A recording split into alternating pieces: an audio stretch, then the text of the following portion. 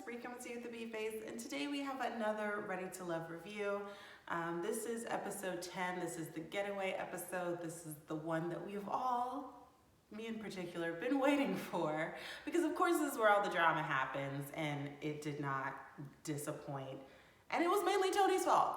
So let's get into it. It seems like we start right off with, everybody being in the car, everybody talking about their multiple connections and how it's gonna be in the house with all their multiple connections. And Tony is in the car with Lyndon, of all people. And he just looked upset. Like he was in the car, Lyndon's back there making jokes and laughing and blah, blah, blah. And Tony just looks upset. He just looks mad. And he was like, I think it's gonna be some drama this weekend. And it was centered around y'all two. So it seems like Tony is missing Marcy because he said in his confessional, I think Marcy should have been here on this journey with us, but she's not. And, that is what it is, but I do think she should have been here. Okay, so it seems like her being eliminated did not make him be like, oh, I'm 10 toes down Morgan and Marcy doesn't exist. This is the only time in the history of this whole freaking show that I have ever heard someone's name brought up so much after they were eliminated. After. Marcy's name was sprinkled all up and through this episode. This girl was occupying space, okay? Like, she was all throughout this episode. Her face did not appear once, but her name was just brought up so many times, and it was very funny. Morgan was talking to Jeffrey, and she said that Tony had told her that his patience was running thin with Lyndon. And you kind of see that spill over in this episode. So maybe that's why he looked so annoyed in the car, because Lyndon was back there just being Lyndon.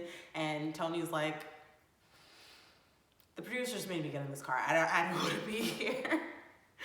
And so then they get into the house. Lyndon and Tony, they get to playing a game of pool. And Lyndon said it's for her honor. It's for Morgan's honor. And Tony said, nah, bump that honor stuff. It's for where she's sleeping tonight. How about that?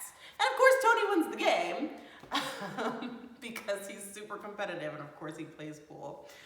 But then you just get to see everybody else in the house. And it was cute, like, to see everybody getting along. Like, it really did seem like this was just it seems like this is a fun group of people. And it did seem like they were getting along up until a certain point.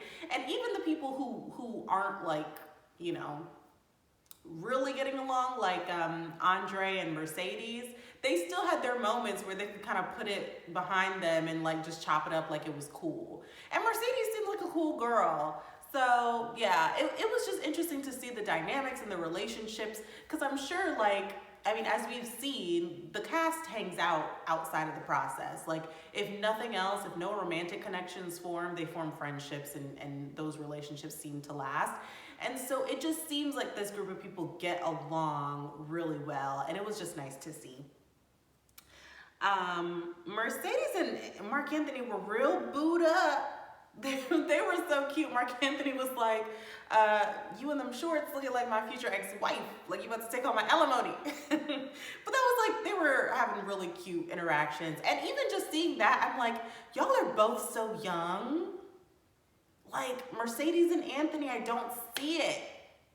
But Mercedes and Mark Anthony, I can see. Mark Anthony and Jeffrey, I don't see it. Y'all are both so young, and, like, even just their interaction of just being so playful and all of that, they just seem like they would mesh well. And, like, that is well, I won't say it's the only one, but, like, that is a relationship that I could see working in the real world if they're both, like, for real interested. Like, that is something that seems like it would work out. So now we're at the first dinner. Tony tells Morgan, come sit over here. Morgan goes to sit over by him, and then Lyndon comes and sits on her other side. He's pissed off about that.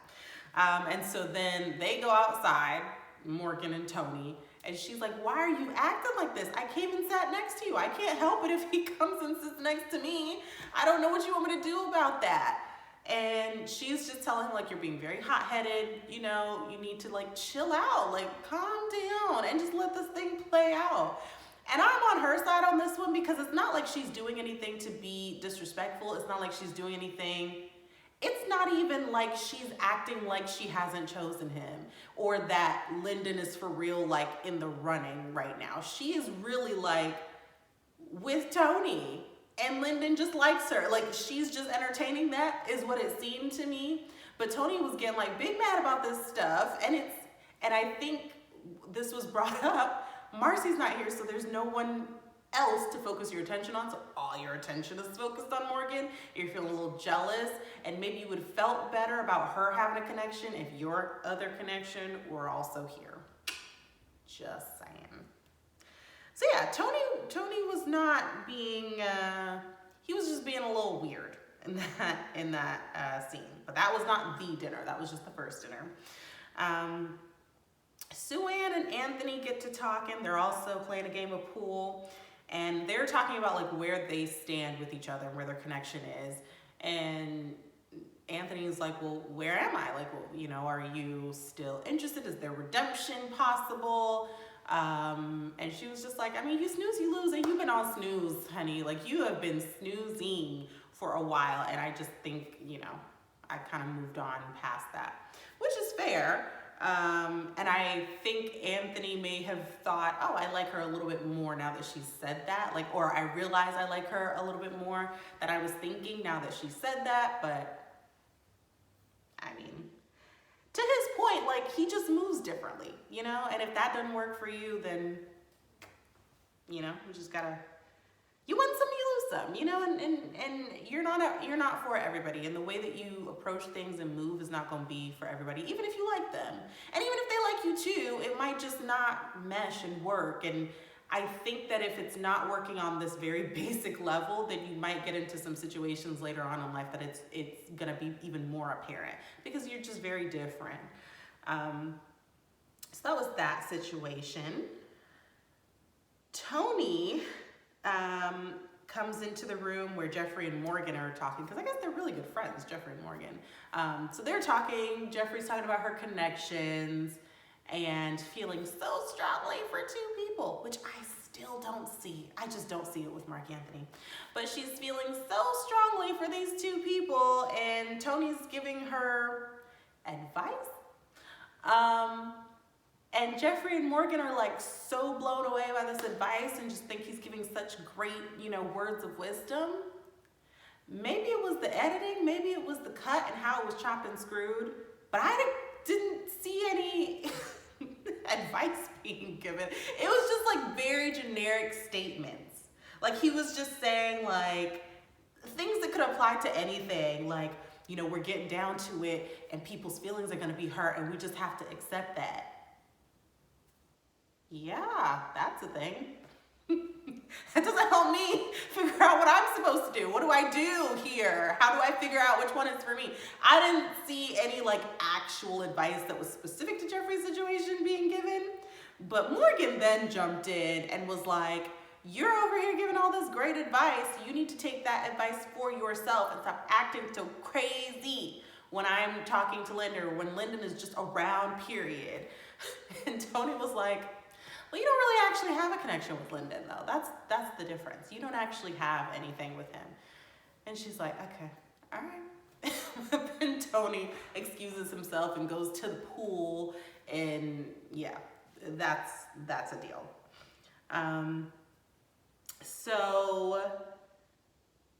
then she also brought up Marcia again here, and was like, you know, I didn't go crazy when you were having your connection with Marcia and you had to cultivate that and whatever.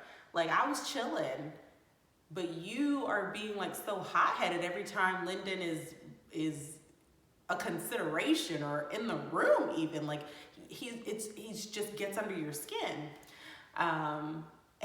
And yeah, Tony does not acknowledge that. He really doesn't. He's just like, whatever, I'm gonna keep doing what I'm gonna do, right? And that's literally what he does. So, Then we get to the actual dinner. Now here's the dinner with the drama. So they all get to talking, and someone, maybe Lyndon, I think it's Lyndon, he said, well, ladies, how do you feel about one of you going home in the morning? And then Tony says something about like, you know, everyone having connections and being close to each other and all of that stuff. Like, you know, he was just talking about like how, you know, it's really getting down to the wire, and it's, the choices are more and more difficult because they all know each other now, you know, and they all like each other and all of that stuff. Well, since he started talking, Lyndon says, well, Tony, who would you send home? And Tony Tone don't back down from nothing. So he's like, let's talk about it. Let's go. Because he is always ready for a fight. And when it's with Lyndon, he's double, triple ready for a fight. So he was like, yeah, let's talk about it. So he is saying like, you know, I've had other connections, but since day one, it's been Morgan. And so Lyndon gets to pressing him about that. And then Tony gets to pressing Lyndon and was like, well, since you're asking me questions, how do you feel about Morgan, that I have a deeper connection with Morgan, that I've kissed Morgan 3, 4, 5 times. Like, how you feel about that since you asking me so many questions? Well, Lyndon said, Uno reverse. He said trump card. He said draw 4, because didn't you say that if Marcy was here, I could have Morgan? I said, oh no. Oh no, this actually happened. And Tony said, yes, I said that. What the heck? I could not believe that this was unfolding. And everybody at the table is like trying to calm everyone down. Suanna's like, I object, speculation, hearsay. Everybody's like, chill out. We trying to talk about the Heat, like the Dolphins. Like, can we stop? Like, what is going on? Stop arguing, guys. Like, everybody's trying to stop this argument. And Tony just admits. And then Morgan's like, I am right here. Y'all are talking about me like I am not sitting here.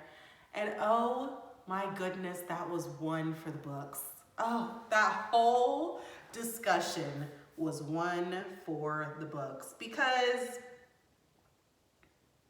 geez, if Marcy was there. Because, oh my goodness, that's a lot.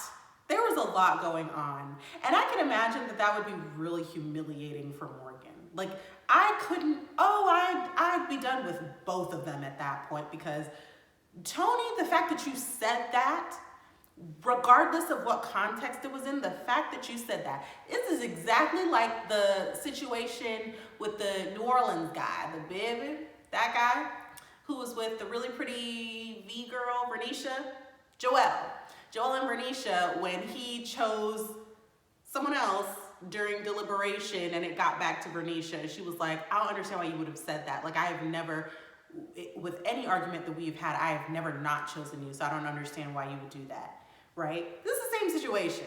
Tony told someone, and this wasn't even deliberation, it wasn't an argument, it was just you talking crap according to you, and you just blurted out that you would pass her to the homie? Like, what? What is going on here? But yeah, like, and Lyndon, to me, is not really any better, because you blurted that out in a room full of people, and if you were really concerned about me, you could have told that to me in private, so that I wouldn't have to, like, literally just be smacked in the face with it. Like, you did that as part of, like, the ego contest you were having with Tony, and that was not for my benefit, so please don't make it seem like it was, right? I would have dumped both of them. Morgan, you can do better. Self-eliminate, girl. That was a time. That was terrible. So yeah, that was crazy. She was catching strays. This reunion is about to be wild, and I cannot wait for it, because you know they're gonna talk about this dinner scene. The getaway always comes up at reunions. So then Lyndon comes back and apologizes, kind of, about, you know, that whole argument thing, kind of. And then Tony comes in the room and tries to apologize, but it's really him defending himself about why he said that and the context. And oh, guys say things like that all the time. Ask any guy, they say things like that all the time. Negro, who cares? I don't care. What? That is a mean thing to say. And the fact that you would joke about it is even worse. Like that's not funny. And Morgan, she's talking to Tony very calmly, might I add. This is not the same Nair lady. You know, she's speaking very calmly. And she's telling Tony, you know, Cynthia told me, which was actual real advice. This was real advice. She said, you should pay attention to how a man treats you when he's angry. And she said, Tony, you do not treat me well when you're angry. And Tony is still like trying to defend himself. And oh, this episode just, it did not do good things for Tony, because I really liked him at first. I thought he was solid. I thought he was good. I thought he was ready. But this type of behavior, that's so college. Like, that's so childish. Like that is if this is your locker room talk, childish. Like, really. So yeah, I mean, his whole argument with her was really irrelevant because he's just trying to justify his bad behavior. And she's like, I don't know where we stand. You can't press me for an answer right now. You made a mess. You don't want to clean it up. And now you're saying that it's on me because I don't have an answer for you right now. You know, that whole thing was just, ugh. So yeah, he's taking zero accountability for that. The only accountability he took was that he actually said the thing. So, I mean, at least he's honest about it.